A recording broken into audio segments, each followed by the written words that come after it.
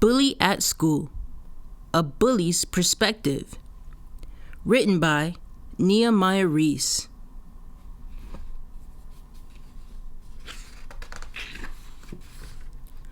Bully at School, A Bully's Perspective.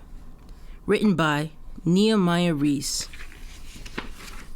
Acknowledgements. I would like to thank my mommy, daddy, and Faith Chapel for a lot of tips on helping me to deal with people.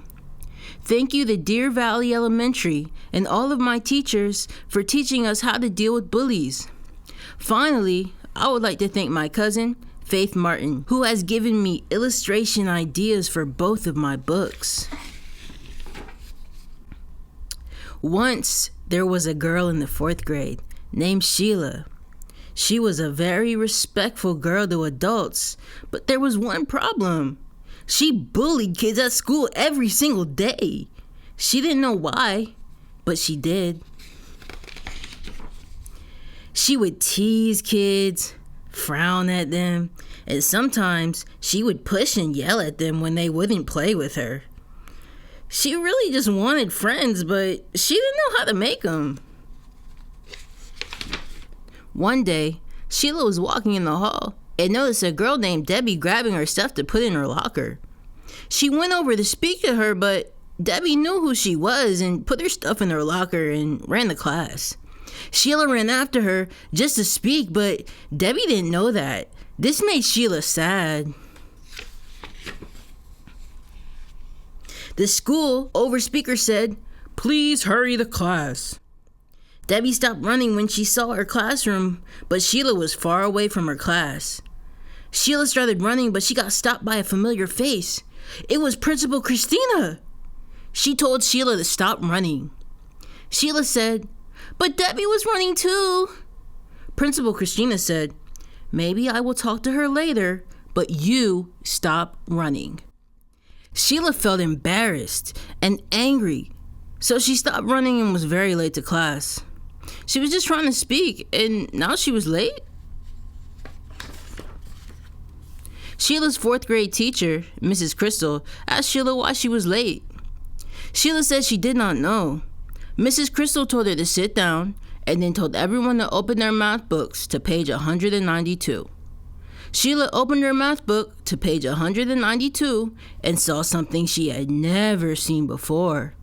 It looked very confusing. Sheila thought, "This doesn't even make sense to me." She was also very bored. Sheila didn't want to do the classwork, so she raised her hand to go to the restroom to get out of doing the classwork. "Sheila, didn't you just use the restroom a minute ago?" said her teacher. "Oh, okay, clumsy me," said Sheila. She said, "Never mind." "Okay," said her teacher, and she continued to teach. Sheila then thought of another excuse.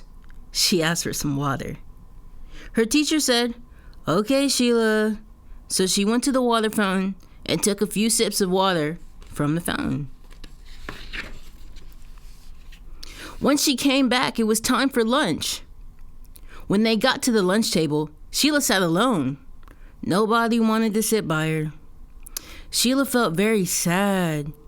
So she sat down and ate her sandwich, chips, juice, and a cookie that her parents packed for her. She had a silent lunch and a sad one. After lunch, Sheila went back to class. Although her teacher, Mrs. Crystal, was really nice and loved her, she still felt sad. Her teacher noticed it. Sheila really wanted some friends. As Sheila was dreaming, the teacher called Sheila over and asked, "Is something wrong, Sheila?" "Well, no," said Sheila. "Come on," said her teacher.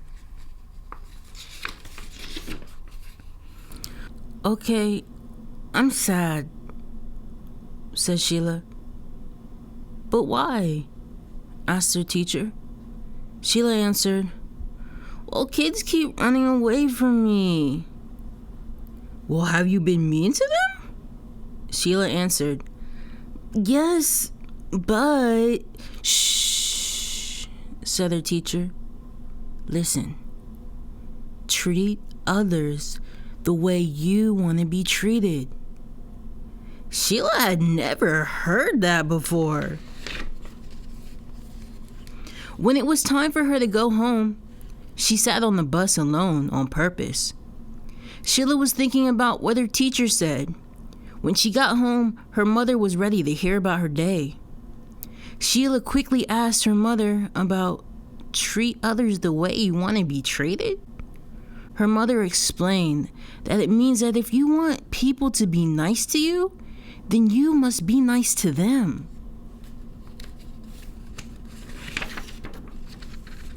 Oh, said Sheila.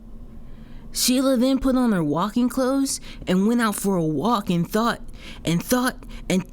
about what her mom and teacher had said to her. When she came back, it was time for bed. Once her mom kissed her goodnight and left out of her room, Sheila went to sleep. She dreamed about what her mom said. The next morning at school, Sheila helped her teacher clean the classroom. When she went back into the hall for water and saw Debbie, she smiled at Debbie. Debbie smiled back.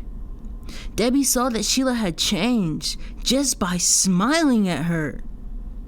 So Debbie went to talk to Sheila, and soon they were laughing and became friends. Debbie then introduced her to more friends, and Sheila was never friendless again. The end.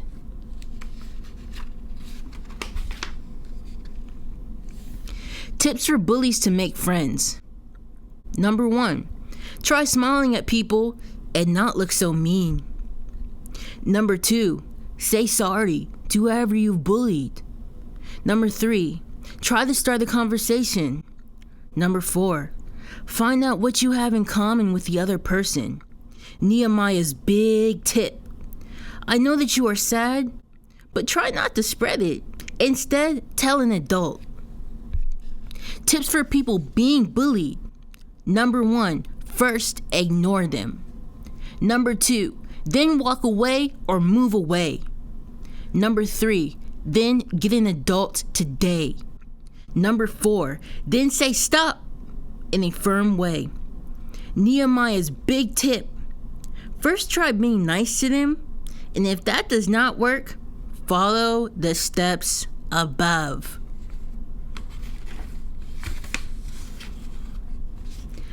I hope you liked this story, and I hope that it helped you understand how bullies feel on the inside, how to deal with them, and if you are a bully, how to stop being one. Love, Nia Mya.